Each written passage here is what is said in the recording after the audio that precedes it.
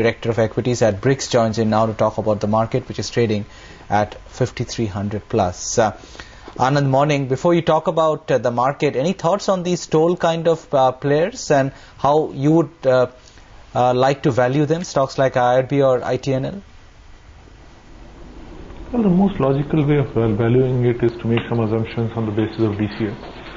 And, what you would find is that at least in the case of IRB, for example, that the valuations more or less factor in most of the value that is there in the stock given the current contracts as well as some of the new contracts that are likely to happen.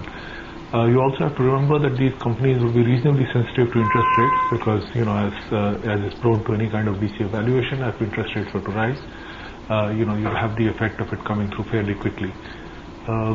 So long as, they remain, high asset owning companies, obviously the returns are somewhat capped, and therefore investors should not be looking at, multi-bagger returns in the near term from these companies. Anand, morning. You track the rupee with as much interest as you do the stock market. What have you made of the way it's been running, and would you be worried about spaces like IT? Well, obviously it does affect IT, but I think to a large extent most IT companies are at least now beginning to factor that in. That doesn't mean that they can do much about it other than some hedging. But I think if you look at, for example, US Treasury 10-year yields, that's the best indication of what the rupee is likely to do. It's just gone up in the last week to 3.9, and you can almost kind of make a one-to-one correlation between that and the market that we are seeing currently. So, it was falling briefly for a period between Jan and Feb, and then it has started to rise again, and that's more or less been the direction of the market. So obviously the foreign fund flows will determine how far the rupee will go. For the moment, I think, the flow seems to be again away from US Treasury and therefore to some more risky assets. Anand, markets at 2-year highs, threatening to or promising to break out of a long-standing multi-month range. Would you bet on more upside, or is this the phase where you'd be taking profits?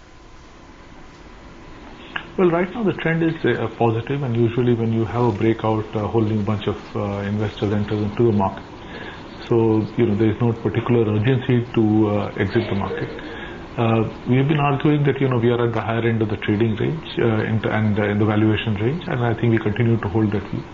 That said, the valuation is not an exact science, and there is no reason why we cannot witness yet another bubble.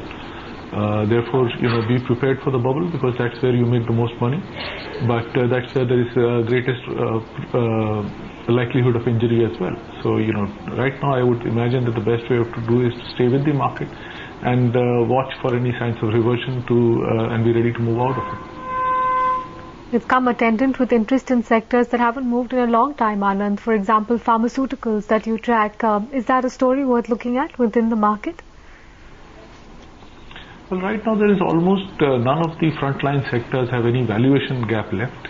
Obviously, interest in Indian pharma continues, especially now that the healthcare bill has been passed in the US, and therefore there is a greater hope of generic activity going into those markets. Obviously volume growth can continue to happen, but I don't see that there is any major theme that is there in pharma which can play out in a big way, which can change the dynamics of the company. The domestic pharma market has also started to grow reasonably robustly, and therefore, in the near term, actually, it's the domestic market which has been driving stock prices to a large extent. Also, I think M&A activity is likely to increase. More foreign players will actually be taking up stake in Indian markets. So there will be a reasonable amount of excitement. I don't necessarily think that there is anything that will change the economics of it dramatically in the next few months. If you had to bet on a clutch of mid-cap pharma names now, Anand, which ones would you choose from A, the CRAMS players, B, the pure NCE kind of research players, or C, the generic players and the domestic formulation players? Because all of them seem to have been going up, but which one seems the most exciting in terms of an opportunity? So as I said, if you keep the valuation aside, I think generics is obviously one place where there is reasonably long-term kind of growth potential. CRAMS is something which flatters to deceive. The story is quite good and there is no particular reason why they should not pan out.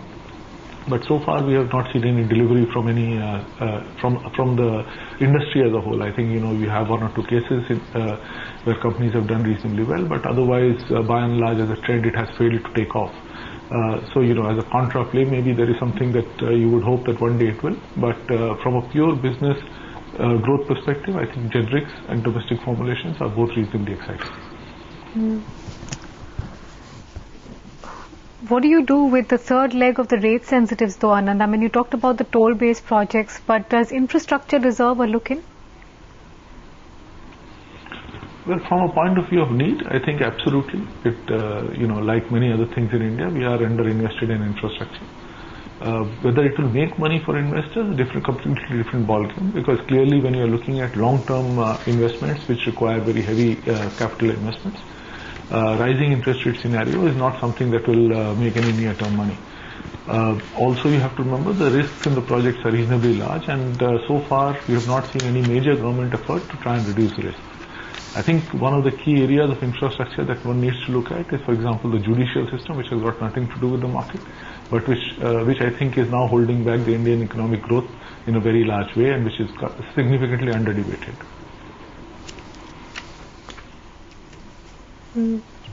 What do you think will be the more likely outcome from earnings season, Anand? That the market sees a justification of where it's trading at, or do you think it might actually get tugged lower because there may be some slip-ups?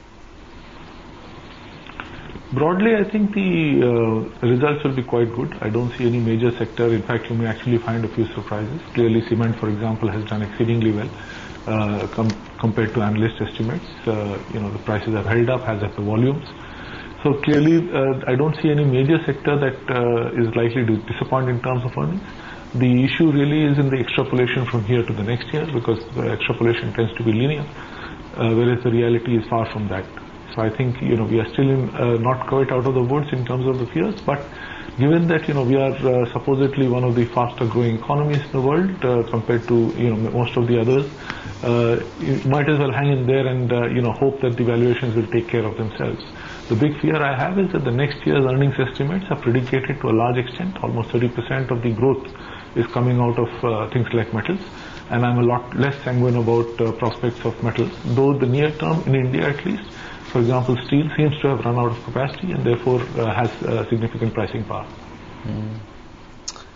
The view earlier, Anand, was that the market would correct sometime and significantly maybe in the first half of the year, and then towards the end of the year you see the market building up and maybe closing the year even with gains over last year. But the way it's moving now, is it also possible that we get a blowout now which takes us close to the old peak and then you see a correction, not before that as was originally anticipated? Quite possible, Udyan. I think, whenever we look at the future and whenever you hear anybody, including us, say that, 6 months out the view will change, it is just because it's far enough away that you can't hold us to it. So, we really have no crystal ball. Right now, as I said, the best thing you can do is trade with the market. And be aware that there are serious concerns still pending. I mean, I think, I've mentioned this before several times. Sovereign defaults is a big risk. Markets behaving as if Greece has been sorted out. If you look at the latest economists, their estimate is that you need 75 billion euros, not 25, that the market's attributing for just bailing out Greece alone. I don't think that kind of money exists if you look at all the countries that are lined up after Greece. So I think those issues remain. I think the commercial real estate in the US continues to haunt. I think it will be another area which will be a major area of concern. But, concerns are what drive markets up. So, right now stay with it. Okay, Anand, thanks very much for your thoughts today.